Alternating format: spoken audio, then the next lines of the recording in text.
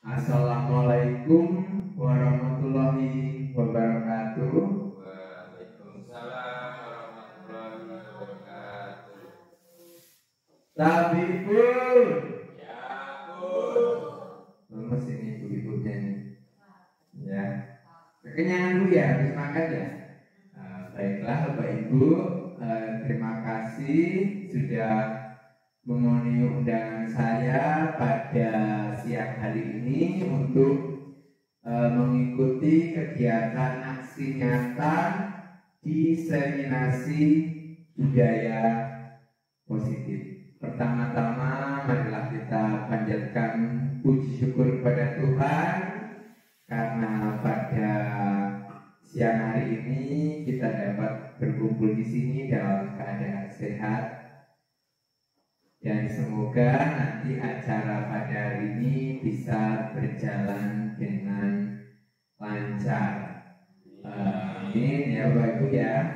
Baiklah, sebelum kegiatan kita mulai supaya nanti kegiatan berjalan lancar tanpa halangan apapun, kita akan mulai dengan doa terlebih dahulu. Kepada Pak Anas dimohon untuk bisa memimpin doa.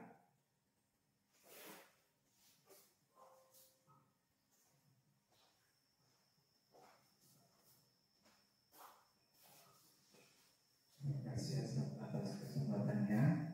Assalamualaikum warahmatullahi wabarakatuh. Waalaikumsalam warahmatullahi wabarakatuh. Yang terhormat Bapak Kepala PPSD Negeri 1 Sukada 3 Barat, yang kami hormati Bapak Ibu Dewan Guru, marilah sebelum kegiatan pada hari ini dimulai, agar kegiatan hari ini dapat berjalan dengan lancar mulai awal sampai akhir, mari kita berdoa menurut kepercayaan dan agama masing-masing. Bagi yang beragama Islam, silahkan menengadahkan tangannya. Bismillahirrahmanirrahim. Allahumma sholli ala sayyidina Muhammad wa ala sayyidina Muhammad. Alhamdulillahirabbil alamin. Hamdan syakirin, hamdan na'imin, hamdan yu'affiru min mazidah. Ya Rabbana lakal hamdu kama yanbaghi li jalali wajhika 'azimi sultan. Allahumma tsabbitna 'ala nahjil istiqamah wa'inna fid dunya wajibatina adamat yawmal qiyamah wa khaffif 'anna thiqal al-awzar warzuqna 'aisha al-mubarak waqtina ma ahammana fi hadhihi thawabitul qadar wasurif 'anna syarral ashrar bi rahmatika ya arhamar rahimin. Rabbana atina fid dunya hasanah wa fil akhirati hasanah wa qina adzabannar. Subhanaka rabbil izzati amma yasifun. Wassalamu ala mursalin walhamdulillahi rabbil alamin. Demikian dari saya. Assalamualaikum warahmatullahi wabarakatuh. Waalaikumsalam warahmatullahi wabarakatuh. Baiklah, terima kasih Pak Anas sudah memimpin doa pada kesempatan siang hari ini. Jadi Bapak Ibu, pada hari ini saya Pak dan bertanya ini kalau susah Pak Anas.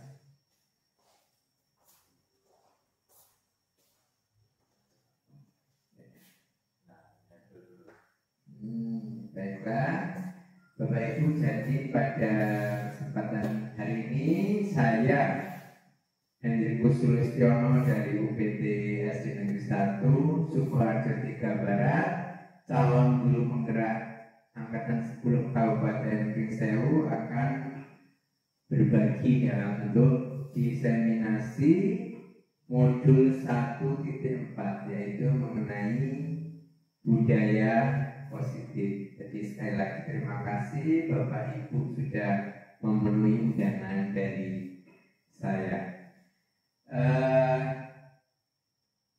Bapak Ibu, sebelum kegiatan pada hari ini kita mulai, karena kegiatan ini nanti kurang lebih 1 jam. Di sini saya sudah membuat kesepakatan kegiatan pada siang hari ini. Langsung saya bacakan, nanti mungkin ada yang mau ditambahkan atau dikurangi ya Bapak Ibu ya. Salah satunya yaitu satu, menghargai siapapun. Jadi nanti kalau ada teman kita yang berpendapat atau ditanya, kita bisa ya saling menghargai Bapak Ibu. Bisa? Bisa. Yang kedua, nanti menjadi pendengar yang baik. Ya, jadi nanti ada yang mengutarakan pendapat, nanti kita dengarkan. Misalnya bisa kita tanggapi. Lalu yang ketiga, meminta izin jika ada kepentingan. Ini kepentingan mungkin ada keperluan mau ke belakang atau menerima telepon boleh Bapak Ibu ya. Lalu mengikuti dengan sungguh-sungguh, dan yang terakhir ini harus selalu bahagia. Pak Ian ya, jangan suci ya, walaupun ngantuk ya, tetap bahagia Pak Ian ya. Bapak Ibu ada yang perlu ditambahkan atau dikurangi? Ini saya buat di rumah supaya partisipasi aktif. Sangat bagus sekali. Harus aktif Pak Ian ya Pak. Nah, harus apa Pak? Harus aktif kita coba ya. Harus aktif. Nah, lalu boleh makan minum nggak Bapak Ibu? Boleh ya? Boleh, selama tidak mengganggu ya. Karena yang terakhir itu harus selalu bahagia. Ya. Saya rasa cukup ya Bapak Ibu ya. Jadi ini kesepakatan kita pada hari ini supaya nanti kegiatan bisa berjalan dengan lancar. Baiklah, sebelum acara kita mulai ke inti, sekarang kita mau ice breaking dulu supaya gak ngantuk, karena Pak Anas ini tadi kok agak angok-angok ini.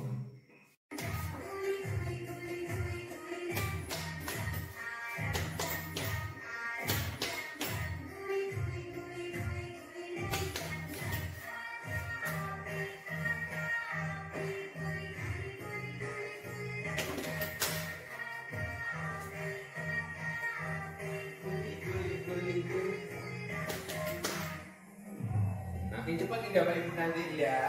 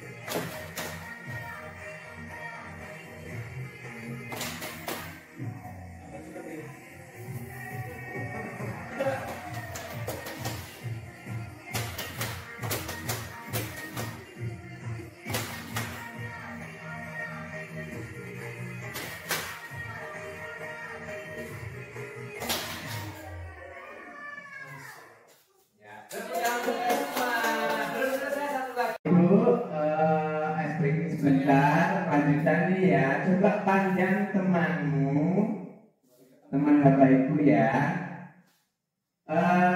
Senyum selama 30 detik. Coba apa yang akan terjadi? Akan stabil, atau akan jadi pelotot-pelototan, atau akan jadi yang lain? Coba Pak Yayan? Mulai. Udah, mulai. 1, 2, 3. Oh, enggak boleh. Jalan mulai dia.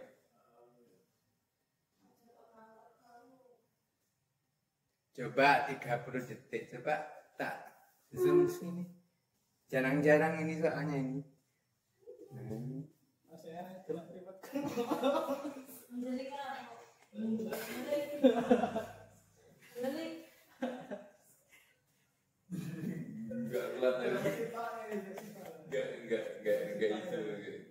Enggak. Nah,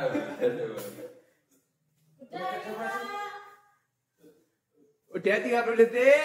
Udah. Apa yang terjadi Bapak Ibu? Biasa-biasa aja atau ingin nahan tawa atau apa? nangis, Pak. Mau nangis? Nangis, Pak. Siapa yang mau nangis? Aku, Pak. Kenapa mau nangis Pak Ian? Hah? Ngantuk ya Pak Ian ya? Oh, ngantuk. Ya udah Bapak Ibu, tepuk tangan dulu. Ada yang tawa, ada yang baiklah Bapak Ibu, sekarang kita akan ke materi inti kita, ya, diseminasi budaya positif. Bapak Ibu nanti akan saya bacakan aja sini ya. Jadi seorang guru yang baik harus memiliki kemampuan dalam mewujudkan budaya positif di sekolah. Budaya positif tersebut dapat dijalankan dengan menerapkan konsep-konsep seperti ini ya. Mungkin di sini Bu Santi dengan Pak Anas masih ingat Pak ya istilah-istilah ini Pak ya, membekas ya dalam hati ya Bu Santi ya. Bekasnya ada disiplin positif, ada motivasi perilaku manusia, keyakinan sekolah atau keyakinan kelas, kebutuhan dasar manusia, posisi kontrol restitusi, dan segitiga restitusi. Nanti akan dibahas satu persatu. Langsung saja kita ke disiplin positif. Disiplin ada positif, tentunya ini hal-hal yang baik Bapak Ibu ya. Nah, sekarang lanjutannya. Nah, disiplin positif ini merupakan suatu cara penerapan disiplin yang mengajarkan anak bertanggung jawab dan menumbuhkan kesadaran diri berdasarkan nilai-nilai kebajikan. Nah, jadi anak-anak di sini bisa bertanggung jawab dan sadar dari dalam diri, ya, bukan atas paksaan orang lain, entah itu paksaan orang tua atau guru. Jadi betul-betul kesadaran diri dan berdasarkan nilai-nilai kebajikan. Selanjutnya, nah, disiplin positif lebih ke arah disiplin diri yang dapat mengontrol diri dalam melakukan segala tindakan. Kita lanjutkan. Nah, disiplin diri dapat membuat murid memahami dan menyadari berdasarkan motivasi internal. Motivasi internal itu motivasi dari dalam diri, hadirnya dari dalam diri, kesadaran diri, bukan akibat dari paksaan, ujian ataupun hukuman. Itu ya disiplin positif. Nah, lalu,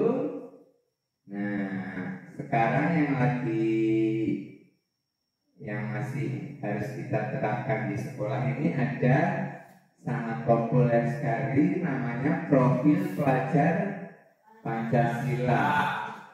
Dalam kurikulum Merdeka ini selalu digaung-gaungkan, ya, karakter yang terdiri dari 6 karakter, 6 dimensi ini harus kita terapkan, kita tumbuhkan, kita jaga, kita rawat terus-menerus di sekolah.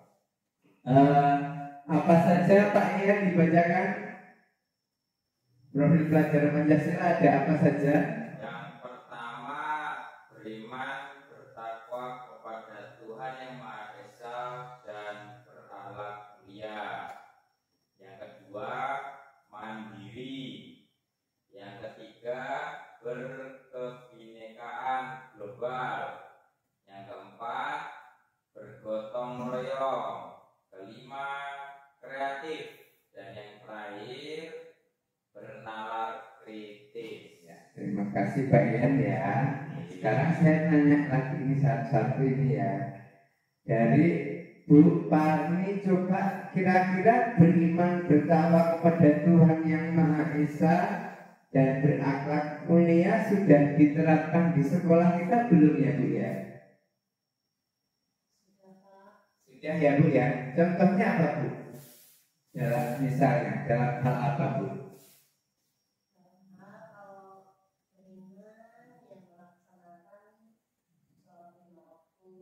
Ya. Ya.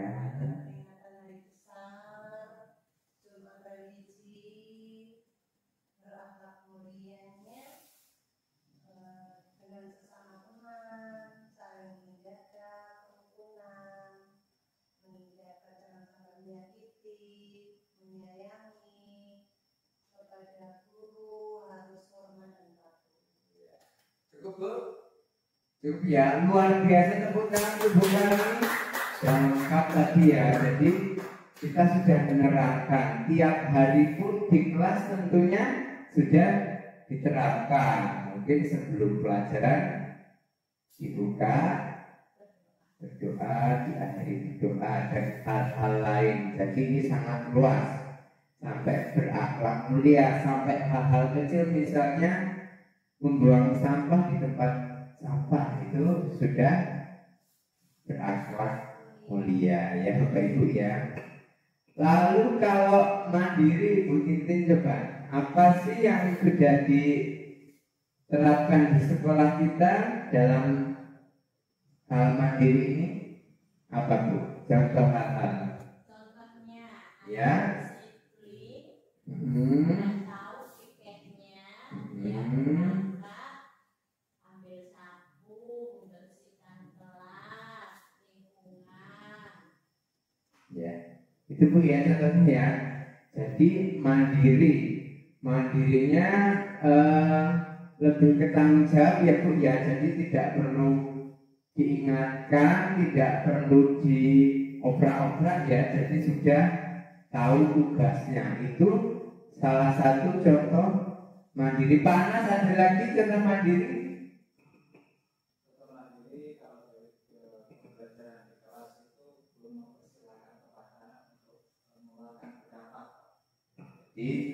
Dipersilakan untuk mengeluarkan pendapat juga boleh ya, itu contoh dari sifat mandiri. Untuk yang berikutnya Bu Santi, kalau berkebinekaan global, kira-kira hal apa yang bisa dilakukan di sekolah kita atau sudah dilakukan di sekolah kita? Kebinekaan global, bineka itu kan bermacam-macam, beragam, berteman tanpa membeda-bedakan. Ya. Terus kalau di sekolahan itu kita selalu mengadakan acara pentas seni untuk menampilkan macam-macam kesenian daerah, itu termasuk berkebinekaan global. Menghormati pemeluk agama lain itu juga berkebinekaan global, tidak membeda-bedakan suku, agama, ras, Bu. Terima kasih tepuk tangan untuk Bu Sakti, Bu Dini dan Bu Anas tadi lupa ya. Nah jadi itu bentuk kebinekaan global. Kita tinggal di Indonesia, tentunya banyak sekali suku dari agama, ya, adat budaya itu beraneka ragam. Nah, kebinekaan global itu dapat diterapkan dengan kita di pentas seni, karena kita biasanya menampilkan dari berbagai daerah, ya, tidak hanya kita tinggal di Lampung yang kita tampilkan tari Lampung saja, tapi kita juga menampilkan tarian dari daerah lain seperti Jawa atau dari Kalimantan, nah, seperti itu. Lalu yang berikutnya bergotong royong, Bu Martini, coba apa dalam kegiatan yang sudah dilakukan di sekolah kita? Iya. Kelas kita piket itu bersama-sama, yang piket hari itu dengan teman, kalau ada yang sakit kita bantu. Ya, sangat tepat sekali ya. Tadi sudah melaksanakan piket, ya, piket bersama-sama di regu piketnya ya Bu ya. Nah mungkin kalau di luar mungkin pas waktu kerja, tapi ya itu juga termasuk dalam bergotong royong. Tadi menjenguk teman yang sakit juga bisa masuk ke dalam bergotong royong, ya. Baiklah, untuk yang kreatif Pak Yayan, contohnya apa Pak Yayan? Kreatif. Kreatif ini kita kan ada namanya marketing Pak. Jadi mereka marketing mempunyai hal kreatif, membuat sejenis mungkin makanan ataupun minuman yang dijual belikan dengan kreatifnya mereka. Gitu ya? Iya. Aku nggak Pak ya, kok ngomong kemana sih bisa jadi kreatifnya aku kemakan ini Pak ya. Ya, itu buat konten kreatif. Hah? Ya, baiklah, untuk sekarang Pak Anas coba ditambahkan Pak untuk yang kreatif Pak. Selain makan tadi kreatif membuat makanan dalam bentuk kedai, apa lagi Pak? Kreatif. Yang sudah dilaksanakan itu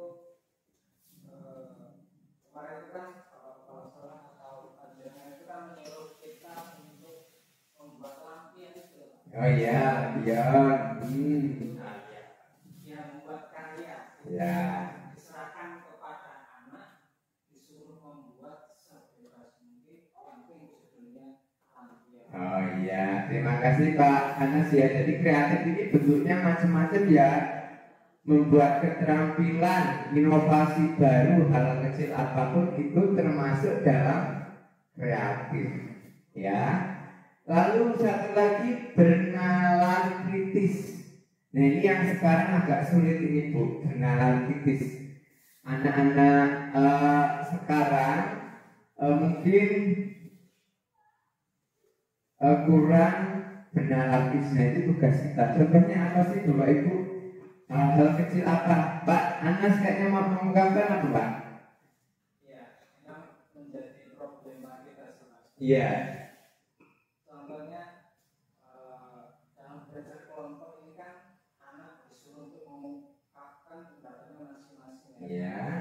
Yang terjadi itu masih kurang dalam mengeluarkan pendapatnya mereka masing-masing. Ya, benar sekali Pak Anas. Salah satunya itu Pak Anas ya. Jadi anak mengeluarkan pendapat itu masih susah Pak ya. Kalau cerita ngawur biasanya pinter ya Pak ya. Tapi kalau mengeluarkan pendapat apa yang dimau oleh Bapak Ibu guru kadang-kadang masih sulit ya. Sama tidak Bapak Ibu di kelas 1 mungkin ya Bu ya. Ya, kelas 1 apalagi Bu ya, mengeluarkan pendapat masih sulit.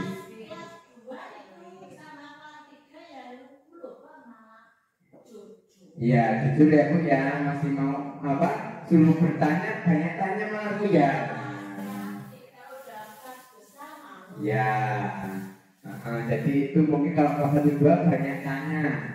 Ya, kalau kelas atas mengeluarkan pendapat malah susah, malu, susah ya Pak ya mengungkapkan Pak ya. Mereka malu. Menanggapinya juga ya. Kalau mengeluarkan pendapat itu karena mereka takut salah. Ya, nah itu takut salah ya, takut dimarah itu ya, makanya itu nanti bagaimana caranya supaya anak-anak maksudnya tidak takut mengeluarkan pendapat ya.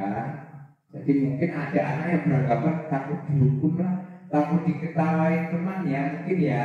Jadi itu salah satu kendala kita dalam menerapkan bernalar kritis itu. Nah, salah satu contoh sederhananya bernalar kritis ya hal-hal kecil, mungkin anak melihat apa yang perlu dibantu tapi anak-anak cuek. Nah, seperti itu kadang-kadang kita juga melihat panas ya. Nah, itu juga tugas kita.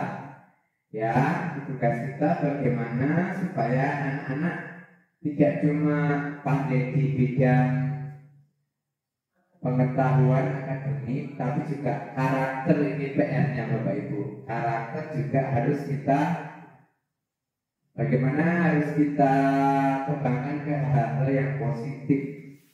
Jadi karakternya yang baik harus kita tonjolkan ke anak-anak supaya anak-anak itu tahu bahwa hal ini adalah sikap yang baik dan harus dilestarikan atau dijaga bahkan dikembangkan.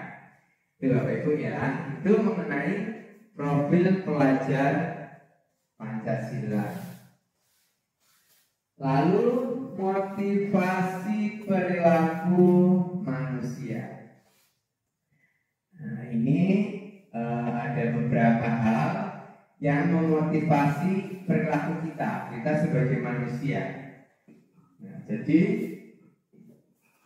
motivasi perilaku manusia yang pertama untuk menghindari ketidaknyamanan atau hukuman. Jadi kita melakukan sesuatu itu untuk menghindari ketidaknyamanan atau hukuman. Lalu yang kedua untuk mendapat imbalan atau penghargaan dari orang lain.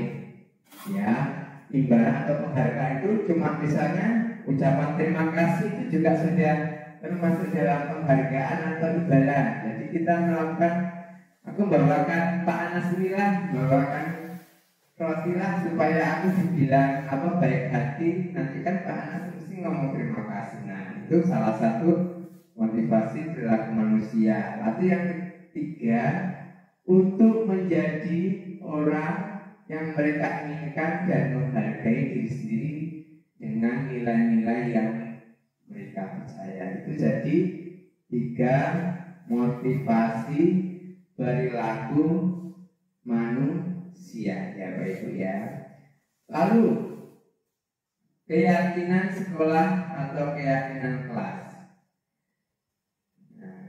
Keyakinan sekolah atau keyakinan di kelas itu guru berperan dalam mewujudkan terbentuknya keyakinan sekolah atau kelas dengan adanya kesepakatan antara guru dan murid.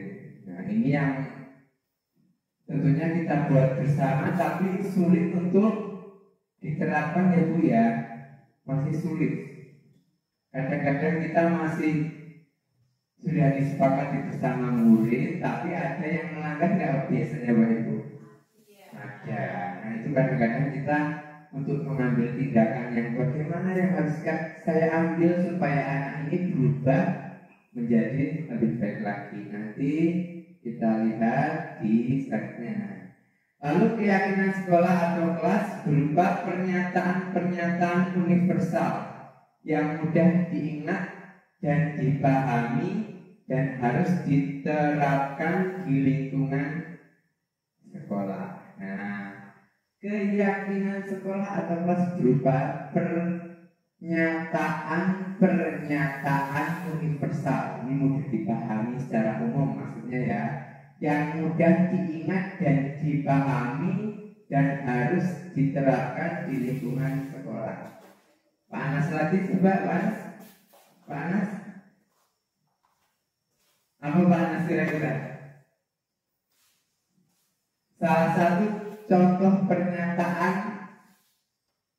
keyakinan sekolah atau kelas. Keyakinan kelas. Apa Pak? Contohnya Pak?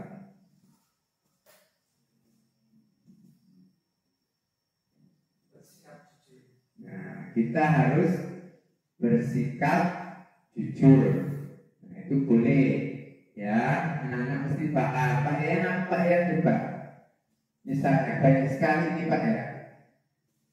Boleh keyakinan, ya boleh kesepakatan kelas Pak. Apa Pak? Apa lagi? Saling menjaga. Nah, saling menjaga. Ya, saling menjaga, saling membantu Pak ya jika teman kesulitan dan hal-hal lain. Nah, coba kita lihat sekarang. Terima kasih Pak Ian ya. Nah, ini contoh-contoh keyakinan di sekolah atau keyakinan di kelas ini, keyakinan di kelas ya. Setiap kelas perlu belajar. Oh, berarti harus yakin bahwa kita tuh sekolah ya mau belajar bersama. Itu ya Pak Anas ya. Lalu di sekolah harus senang ya. Nah, di sekolah jangan nangis ya Pak Ian ya. Harus senang pokoknya. Nah, di sekolah harus melaksanakan tugas. Nah, saling menghargai.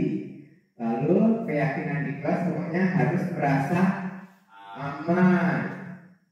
Lalu keyakinan yang berikutnya selalu bersikap positif. Lalu senantiasa menjadi diri terbaik. Lalu percaya dan menghormati orang lain serta barang miliknya. Nah, jadi saling percaya, saling menghormati. Lalu berkomitmen terhadap setiap tugas. Nah, menyelesaikan tugas. Ya, ini tugas harus diselesaikan. Berarti saya harus yakin ini tugas saya harus selesai. Senantiasa membantu tadi kalian ya. Lalu hormat, meyakini bahwa sangat penting untuk menghormati semua orang dan barang milik orang lain. Ini dalam di kelas yang mungkin kalau pinjam harus izin dikembalikan, begitu juga sebaliknya. Lalu bekerja nih, kami meyakini bahwa sangat penting untuk mengerjakan segala pekerjaan atau mengikuti kegiatan yang telah ditugaskan. Jadi mengikuti tugas atau kegiatan yang sudah dilaksanakan dengan sebaik-baiknya ya Pak ya. Itu tadi mengenai keyakinan kelas. Baiklah, sekarang kita ternyata ini ada SBK lagi. Di sini ada SBK, saya nggak tahu ini ada SBK. Kita nyanyi aja kayaknya ya. Bapak Ibu, sekarang SBK lagi ya. Tadi sudah SBK. Sekarang kita mau sambung lagu Desaku Yang Kucinta. Ya, pernah dengar Bapak Ibu ya? Jangan dulu ya. Iya. Dulu kayaknya pernah lomba lagu ini loh Bu, Pak SD. Ya. Baiklah. Sekarang kita mau menyanyikan lagu Desaku sambung lagu. Sekarang Bapak Ibu baris di sebelah itu dimulai dari Bu Pani. Apa saya dulu ya ini ya? Ya, baiklah, siap ya. Ya, agak minggat, apa siap ya? Bu Titin fokus.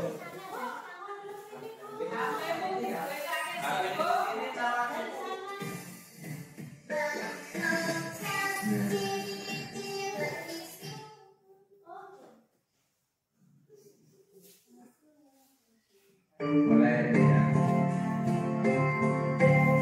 Maju dikit Bu, maju dikit. Datang dari sana.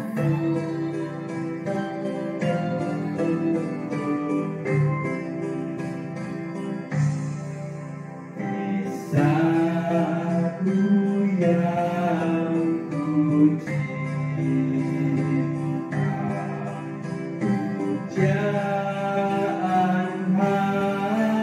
hatiku.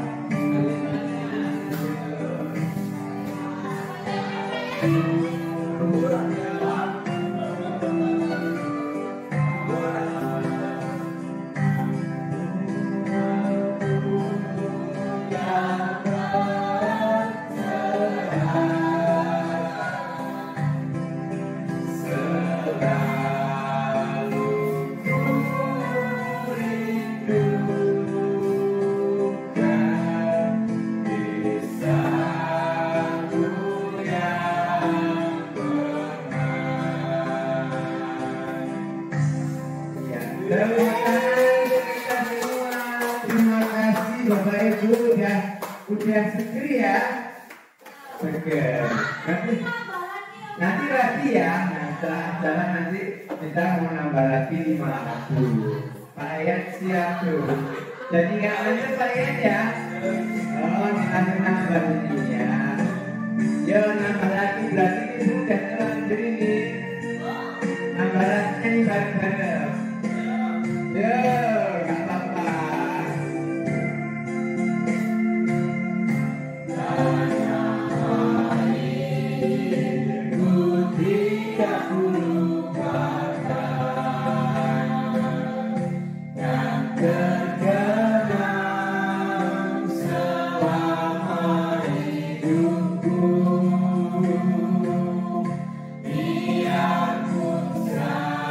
Yeah.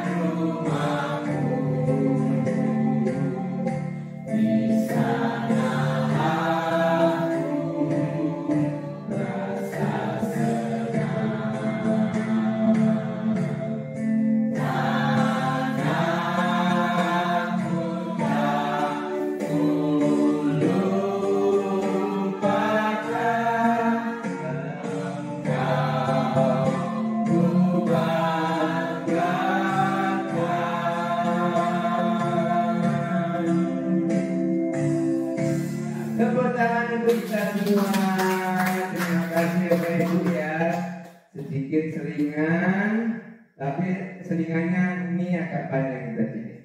Nah,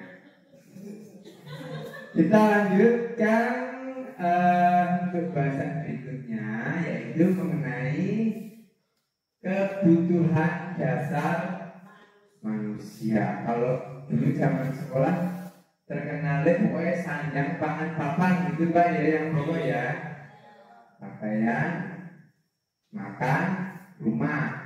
Nah, di kali ini nanti kita akan belajar ada 5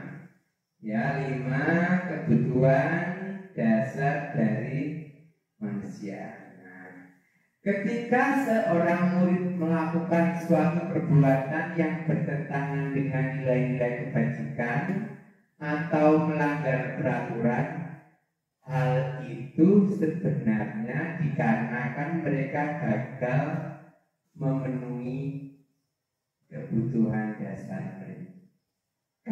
Ya Pak ya, panas ya, dengan berbagai alasan. Nanti akan kita lihat. Nah, apa saja sih kebutuhan dasar manusia? Ada 5, yaitu kebutuhan untuk bertahan hidup, lalu kasih sayang dan rasa diterima. Butuh kasih sayang nggak Pak ya?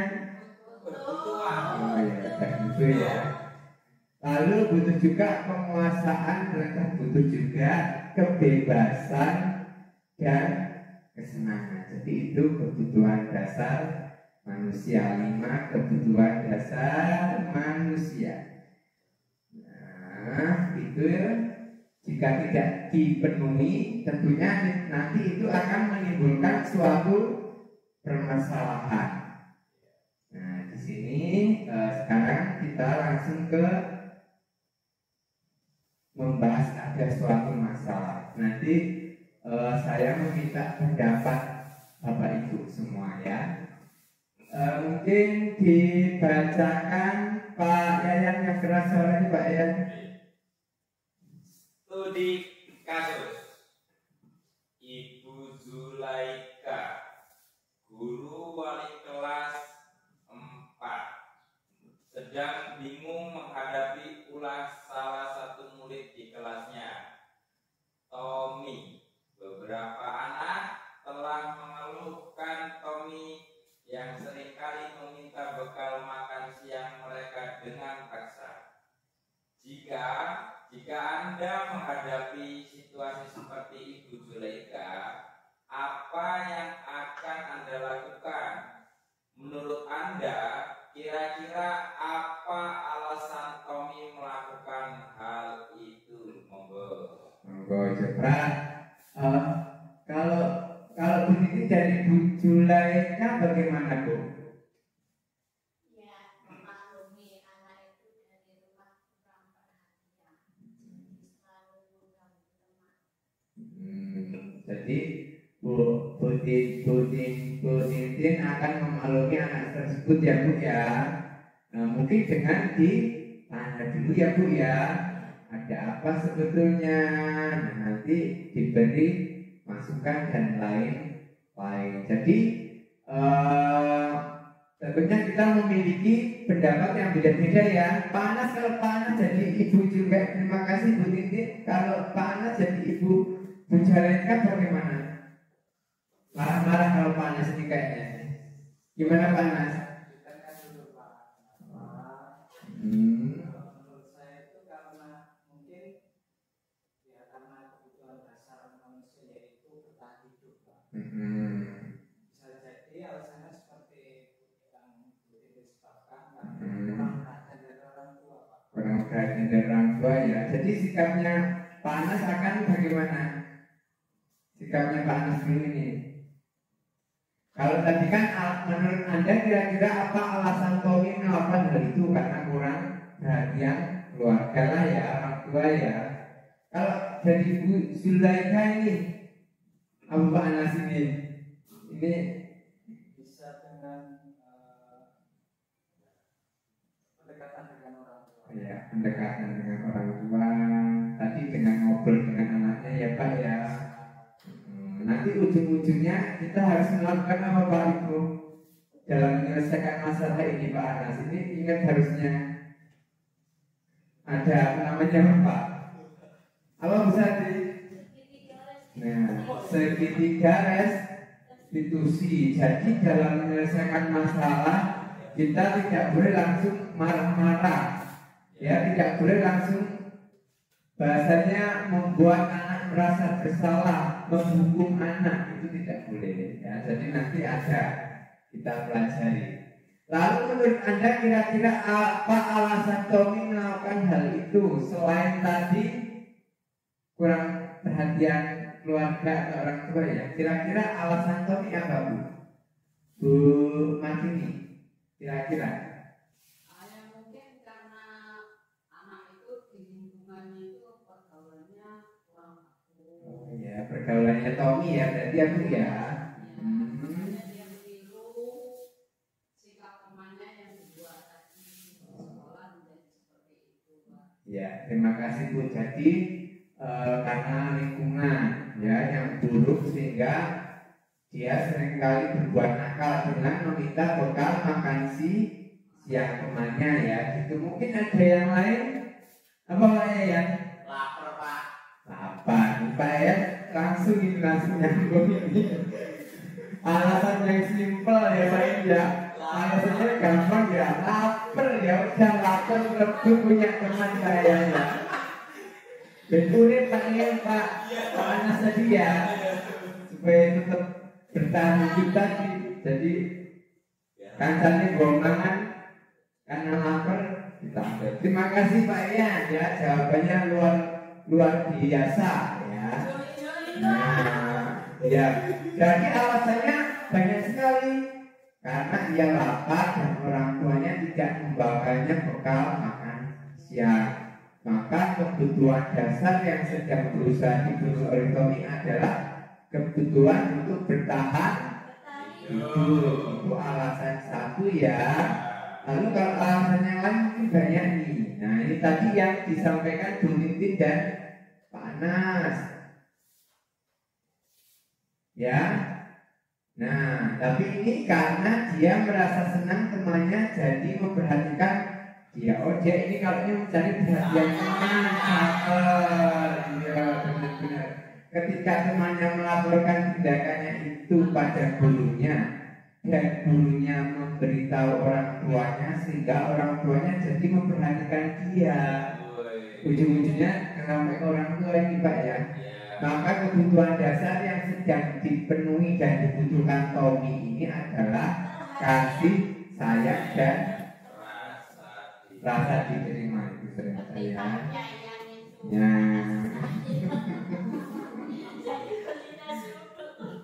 Nah, baiklah untuk alasannya ada banyak alasannya. Ada lagi karena temannya jadi takut dengan dia dan menuruti keinginannya, maka sebetulnya Tommy sedang berusaha memenuhi kebutuhan dasarnya akan kekuasaan berdiri.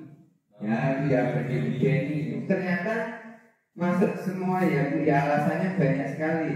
Lalu alasan yang keempat, karena dia merasa bosan dengan bekal makanannya yang dibawakan ibunya dari rumah, nasi uduk Pak Eyan ya. Karena ibunya selalu membawakan bekal yang sama, dia ingin mencoba makanan teman-temannya yang beraneka ragam. Maka Tommy sedang berusaha memenuhi kebutuhannya akan kebebasan, ingin bebas, ingin merasakan makanan yang lain. Ternyata ini kebutuhan kebebasan. Ini alasan yang terakhir, karena ia melakukan karena iseng saja dan ia menikmati ekspresi wajah teman-temannya yang kesal. Ini bukannya ternyata ya wis diomongi cek panggah lain ya ganggu kancane ya. Karena dia makanya dia menurut dia ekspresi teman-temannya itu lucu. Nah, maka berarti Tommy sedang berusaha memenuhi kebutuhannya akan kesenangan. Ya, kesenangannya tapi sebenarnya kurang pas. Ya Pak Anas ya. Seneng dia ini delok bocahnya ngamuk lucu, batin yang mengganggu. Nah, ternyata dia di dalam diri dia yang mengganggu, ternyata dia memenuhi kebutuhan kesenangan. Nah, ternyata itu Bapak Ibu, ternyata ilmu mendalaminya sangat banyak dan sangat dalam. Baiklah, langsung aja.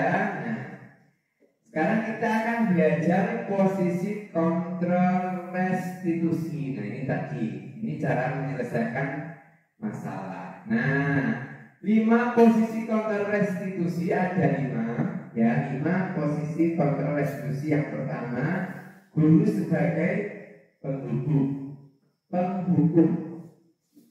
Guru sebagai pembuat merasa bersalah. Guru sebagai teman. Guru sebagai pemantau. Guru sebagai manajer. Nah, yang sering kita lakukan kira-kira apa Pak Anas yang di sekolah, di kelas? Hukum ya, langsung ya. Nggak kerja KPR, keluar. Nah, itu kerjakan di luar. Sudah berkali-kali ya Bu ya. Nah, itu yang menjadi pertanyaan kami Bu, calon guru penggerak. Sudah tadi menerapkan segitiga restitusi di sana. Kamu kenapa kok tidak pernah mengerjakan PR? Kamu tahu nggak itu salah nggak mengerjakan PR? Dan bla-bla. Tapi panggawanya Bu ya.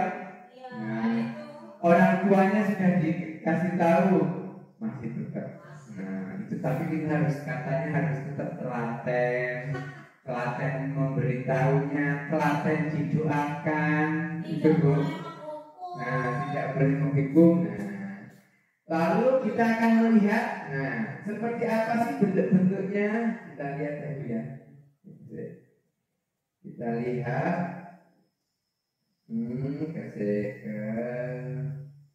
Nah, kalimat-kalimat seperti apa sih kalau misalnya kita sebagai penghukum?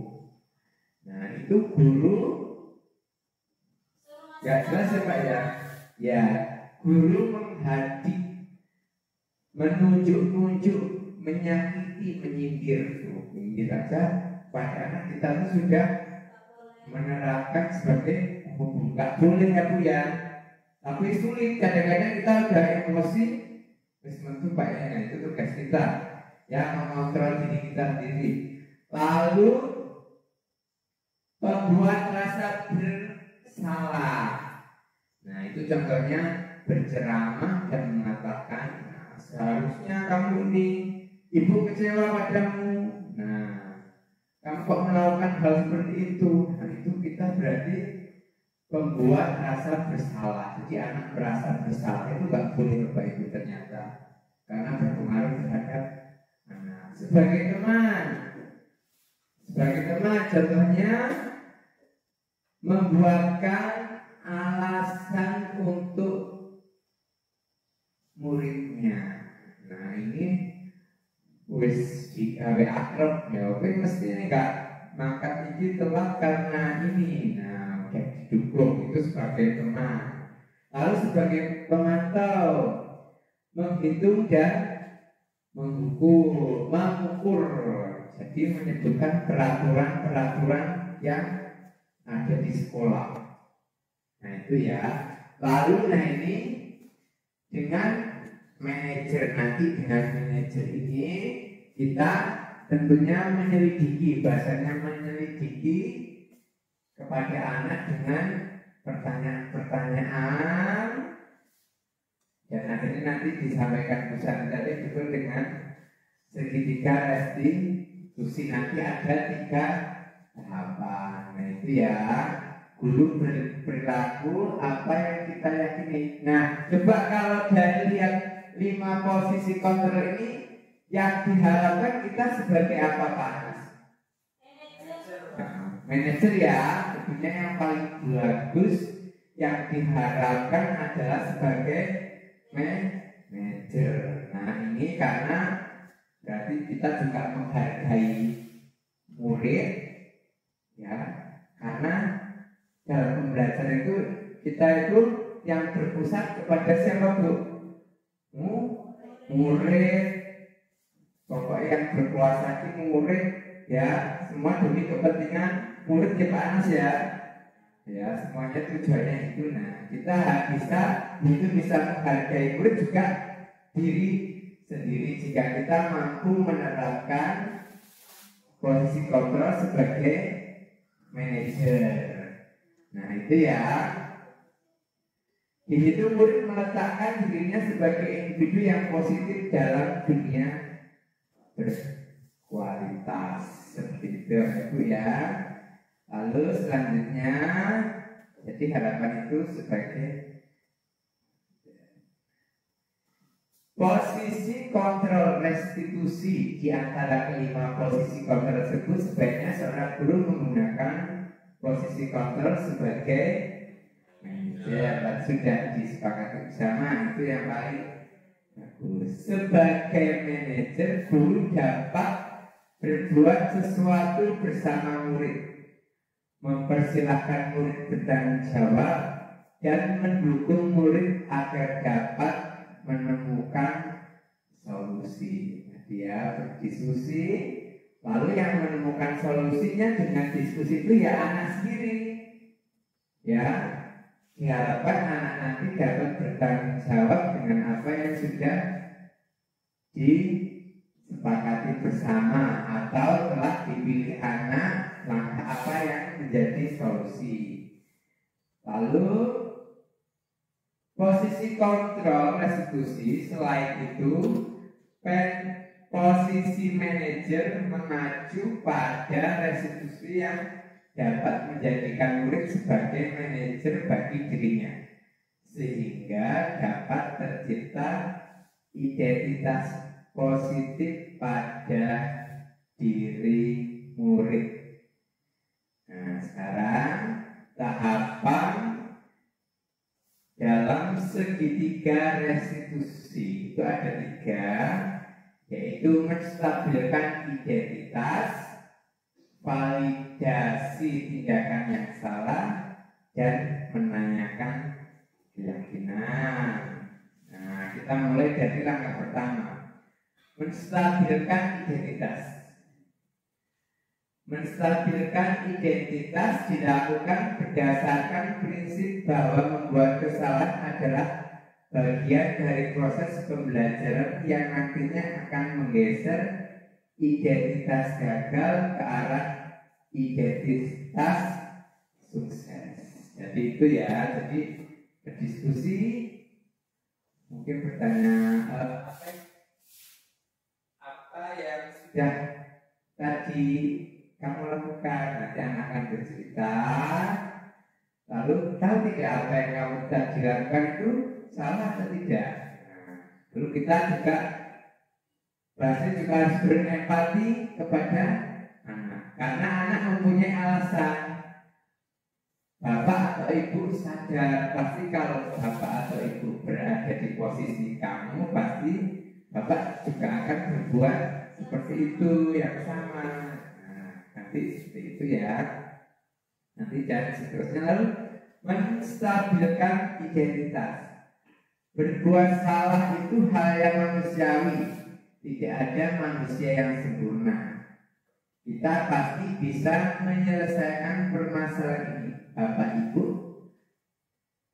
tidak tertarik mencari tahu siapa yang benar, siapa yang salah. Bapak Ibu lebih tertarik untuk menyelesaikan masalah. Kalau kamu menyalahkan dirimu sendiri, terus menerus, apakah kamu bersikap baik pada dirimu sendiri? Nah, harapan kita nanti akan mempunyai keyakinan dan kesadaran. Lalu validasi tindakan yang salah dilakukan berdasarkan prinsip bahwa setiap perilaku berupaya memenuhi sesuatu kebutuhan tertentu, sehingga guru atau orang tua akan bergeser dari pemikiran stimulus respon menjadi proaktif, serta akan lebih mengenali dan mengakui kebutuhan murid atau anak. Lalu validasi tindakan yang salah, masih lanjutannya ini berarti ya begitu. Kamu pasti punya alasan mengapa melakukan tindakan itu. Apa yang penting bagi kamu? kamu boleh tetap berusaha menjaga sikap itu, tapi tambahkan sikap yang lain yang baru.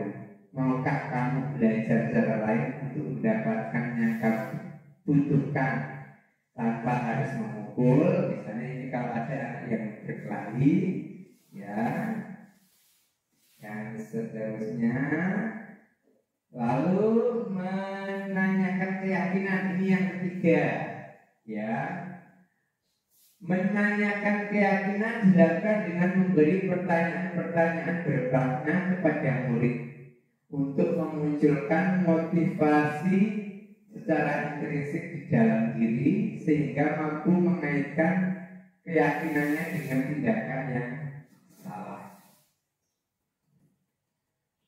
Nah, pertanyaan-pertanyaan contohnya ini, apa nilai yang kita percaya di sekolah kita? Oh, kita harus, misalnya kalau berantem tadi, oh kita harus hidup rukun, ya. Kita harus saling menghargai. Nah, ini mungkin kalau anak kelas 1 masih susah bukan ya untuk memahami itu ya. Kalau yang besar biasanya udah tahu harusnya. Lalu nilai-nilai apa saja yang telah kita sepakati? Nah, itu tadi nilai toleransi, menghargai. Kelas yang ideal itu seperti apa? Kamu ingin jadi anak seperti apa? Apa yang kamu rasakan ketika kamu melakukan itu? Kamu menjadi seorang seperti apa? Menjadi orang yang seperti apa? Nah, itu pertanyaan-pertanyaan yang bisa kita gunakan. Nah, sebelum di akhir sekarang ada video sedikit Bapak Ibu. Ini sebagai contoh, mungkin kurang lebih ini yang sudah saya lakukan kemarin, tapi belum sempurna, tapi ini untuk gambaran Bapak Ibu.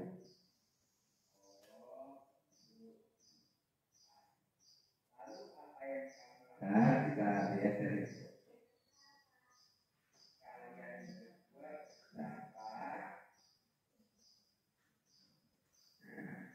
ini misalnya kasus Dina dan Kaba. Ini bahasanya berantem loloan lah bahasanya gitu. Ya, kita tonton sebentar.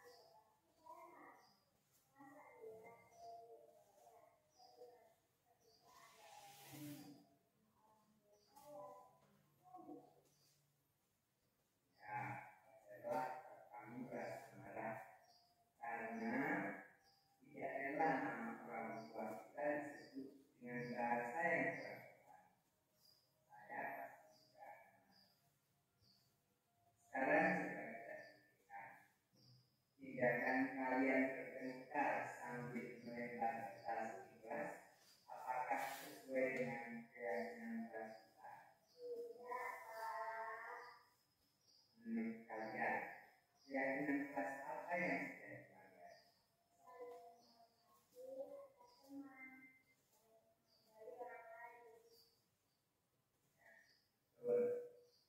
Menurut kalian, saling menghormati antar teman dan saling menghargai orang lain itu penting tidak? Baik, kalau menurut kalian penting, jadi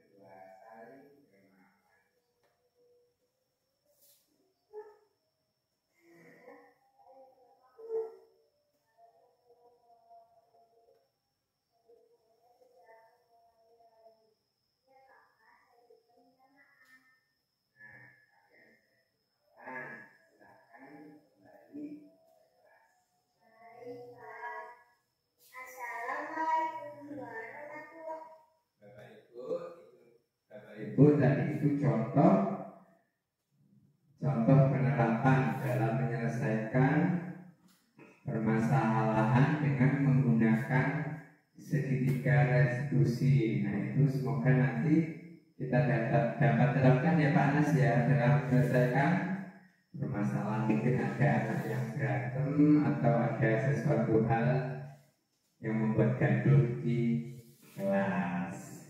Nah Bapak Ibu, itu tadi materi yang bisa saya sampaikan mengenai diseminasi budaya positif ya. Jadi harapan saya nanti Bapak Ibu dapat menerapkannya di kelas sehingga nanti akan menghasilkan pembelajaran yang berpihak pada murid, karena itu ya sangat diharapkan.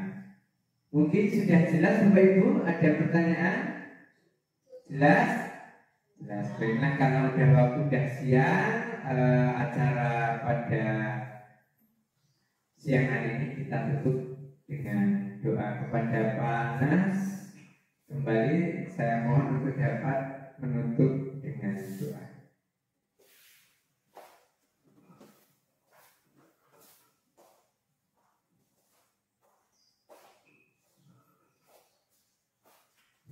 Assalamualaikum warahmatullahi wabarakatuh. Waalaikumsalam warahmatullahi wabarakatuh.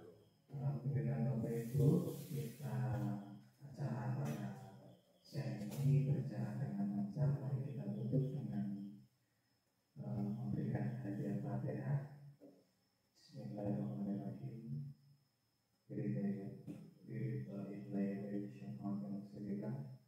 Al-Fatihah.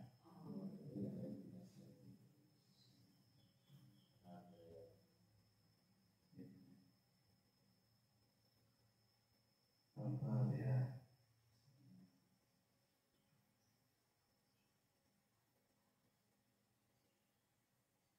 Demikian dari saya.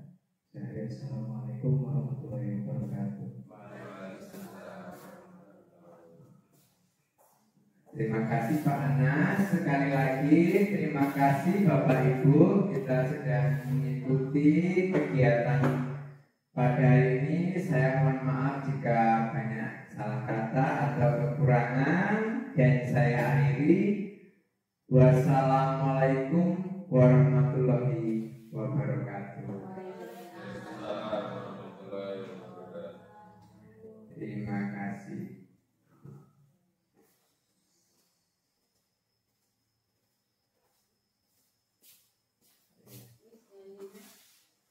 Perkenalkan, nama saya Dian Putra Pamungkas, guru PJOK di UPTS di Negeri 1 Sukoharjo 3 Barat. Alhamdulillah hari ini saya telah mengikuti aksi nyata diseminasi budaya positif oleh Bapak Hendrikus Sulistiono.